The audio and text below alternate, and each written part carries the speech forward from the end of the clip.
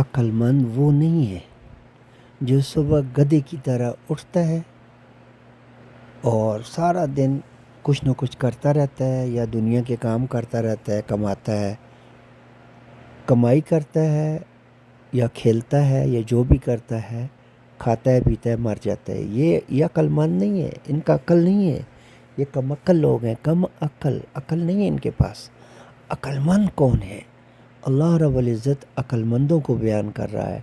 عقل رکھنے والے لوگ وہ ہیں جو غور و فکر کرتے ہیں اللہ کی بنائی ہوئی مخلوقات میں، اللہ کے بنائے ہوئے آسمان میں، زمین میں، چاند میں، سورج میں، ستاروں میں، ہوا کا چلنا، اللہ اکبر، بادلوں کا برسنا، اللہ اکبر، بادلوں سے بارش کا آنا اور اس بارش سے زمین کا سرسبز ہو جانا، اس زمین سے پھلوں کا نکلنا، ان پھلوں کے اندر جو اللہ رب العزت نے ان میں مٹھاس رکھی ہے۔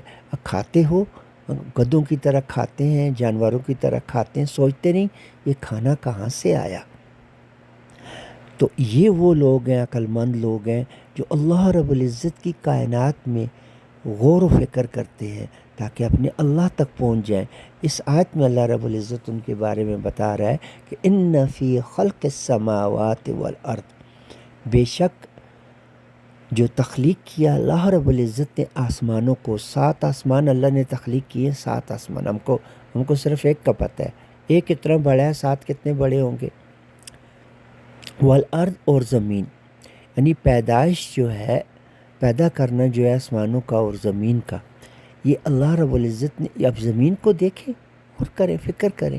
اب زمین کو دیکھ کر غور فکر نہ کرنا، اب تو سائنس کا زمانہ ہے، گول بتائیے زمین، کہ بتا رہے ہیں کہ زمین گول۔ اب یہ زمین میں کیا کیا ہو رہا ہے؟ یہ جو سائنس اور ٹیکنالوجی اللہ نے دی ہے غور و فکر کرنے کے لیے دی ہے، کہ غور و فکر کریں۔ پھر اللہ رب العزت فرماتا ہے وَاخْتِلَافِ اللَّيْلِ وَالنَّهَارِ، یہ جو رات کے پیچھے دن آتا ہے، دن کے پیچھے رات آتی ہے، ان کا جو مختلف ہونا ہے نا، اس میں غور کیا کرو۔ دیکھو، روک سکتے ہو؟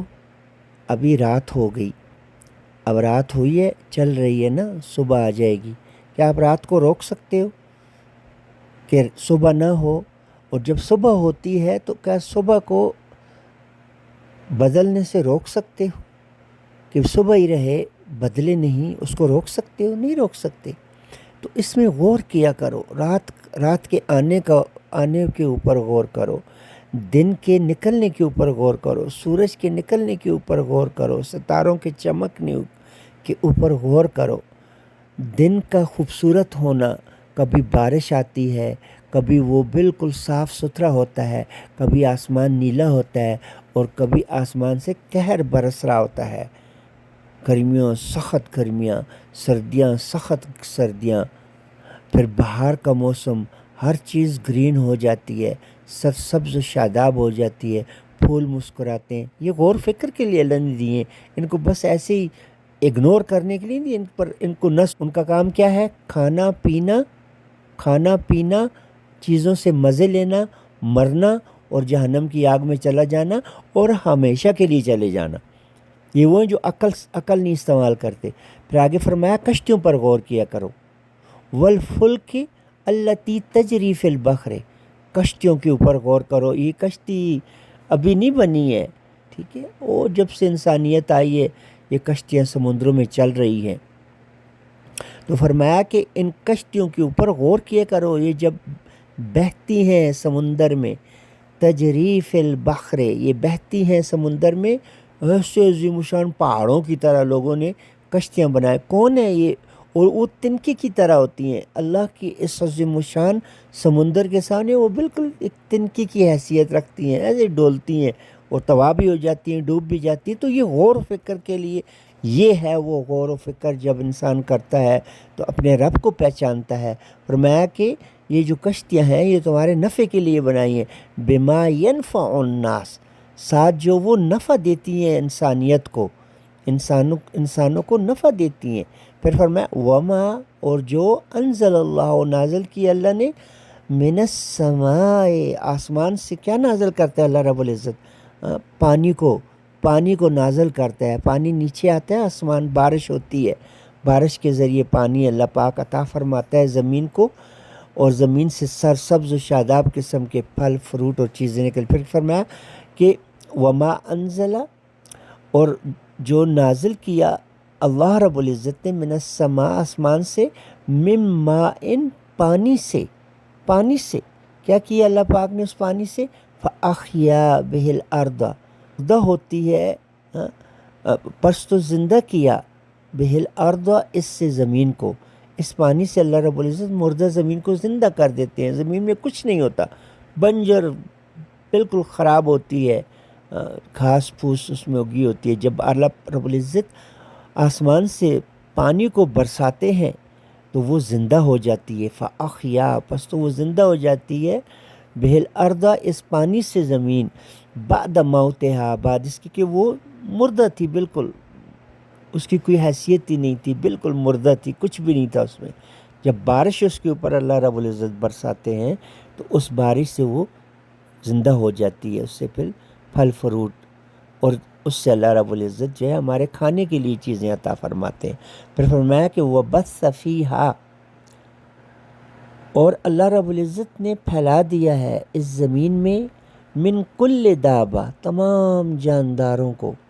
غور کرو نا، اب سوچو جتنے جاندار چیزیں ہیں، یہ تمام جاندار چیزوں کو اللہ رب العزت نے اس زمین میں پھیلا دیا ہے. ان پر غور کرتے جاؤ، اپنے رب کو پہچانتے جاؤ. وَتَصْرِيفِ الرِّيَاحِ، اور تصرف کرتی ہے، ہوائیں کیسے تصرف کرتی ہیں، کبھی تیز چلتی ہیں، کبھی آہستہ چلتی ہیں، کبھی طوفان آندھی کی گرج. یہ سب کیا ہے؟ یہ اللہ کی نشانیاں ہیں. ان پر غور و فکر کیا کرو. اللہ رب العزت غور و فکر کرنے کی بات فرما رہا ہے. اللہ پاک کہہ رہے ہیں غور و فکر کرو تاکہ اللہ کو پہچانو. جانور نہ بنو کہ کھایا پیا اور مزے لیے اور مر گئے. یہ تو جانور کرتے ہیں. پھر آگے فرمایا وَالسَّحَابِ الْمُسَخَّرِ، اور بادلوں کو مسخر کیا، بادلوں کو تابع کیا. اللہ رب العزت کے تابع یہ بادل، اللہ اکبر، کیسے بادل، کیسے خوبصورت بادل آتے ہیں، اور کبھی کس طرح کے، کبھی کس طرح کے، کبھی ڈارک، کبھی مدھم، کبھی چھوٹے، کبھی بڑے. ان میں کھڑے رہتے ہیں جب تک حکم نہیں ہوتا ان سے بارش نہیں آتی. جب حکم ہوتا ہے تو چھوٹا سا ٹکڑا آ کر کھڑا ہوتا ہے، اس سے بھی بارش ہو جاتی ہے. فرمایا کہ بین السماء والارض، یہ بادل جو ہے نا مسخر کیے ہوئے ہیں، ان کو تابع کیا ہوا ہے آسمان کے اور زمین کے درمیان. آگے فرمایا کہ لآیات لقوم یعقلون، یہ اللہ کی نشانیاں ہیں، آیات ہیں اس قوم کے لیے جو عقل استعمال کرتے ہیں. عقل، اگر عقل نہ استعمال کرو تو پھر پھر کھاؤ پیو مزے کرو اور جہنم کی آگ میں جا کر جلو، اور وہ بھی ہمیشہ کے لیے.